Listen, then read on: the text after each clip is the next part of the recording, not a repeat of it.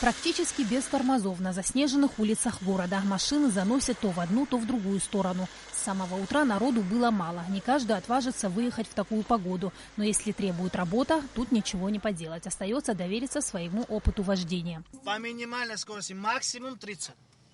Я, например, так езжу, максимум 30. А там, не знаю, кто как может. Даже джипы ездят 20-25. Опасно, правда опасно. Много водителей сегодня оставили машины дома.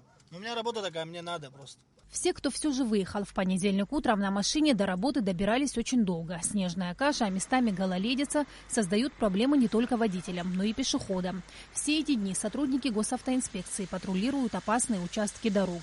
Несмотря на скользкое дорожное полотно, серьезных аварий не наблюдается, говорит министр внутренних дел Аслан Кубахия.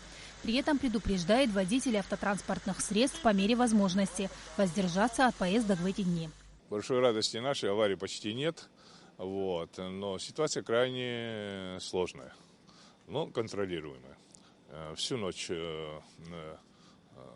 работниками ГАИ контролировалась ситуация на трассе. Наш автодор работал и в Гагринском, и в Гудаутском районе, и в Сухумском районе. Ситуация немножко сложная, особенно в Сухумском районе, где мы обычно называем тещин язык, вот если пойти на подъеме. Но идут работы, я думаю, часа через 2-3 данная дорога будет открыта. А остальной части Абхазии везде можно ездить, но только просьба к населению воздержаться от поездок. Потому что, к большому сожалению, наши водители не подготовлены к зиме.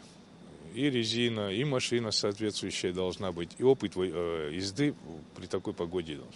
Чрезвычайных ситуаций тоже пока нет. Если возникает проблема, то сотрудники МЧС готовы прийти на помощь. Со вчерашнего дня мы работаем в усиленном варианте. Все службы готовы к оказанию помощи. Сложная ситуация на трассе – это в районе Шера, тещин язык. В принципе, таких чрезвычайных сложных моментов не было за вчерашние сутки. Единственное, утром автобус съехал с трассы в районе Дранды, но, к счастью, без жертв, без особых таких проблем не застало. Быстро, оперативно была оказана помощь. Заторы на дорогах не самое страшное, что могут повлечь за собой обильные осадки. Перебои с электричеством, чего так опасаются жители города, все же неизбежны. Сотрудникам Сухумской электростанции приходится работать в авральном режиме. Например, они устраняют аварию на пересечении улиц Пушкина и Гулия. Из-за повреждений был обесточен весь дом. В общем, я уже третий день здесь, и с диспетчерской не ухожу практически.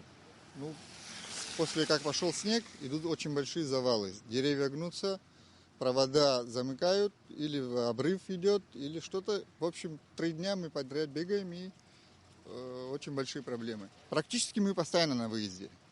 Телефоны разрываются в диспетчерской, и кто-то жалуется, не поднимают. Говорит, как поднимают? Они разговаривают,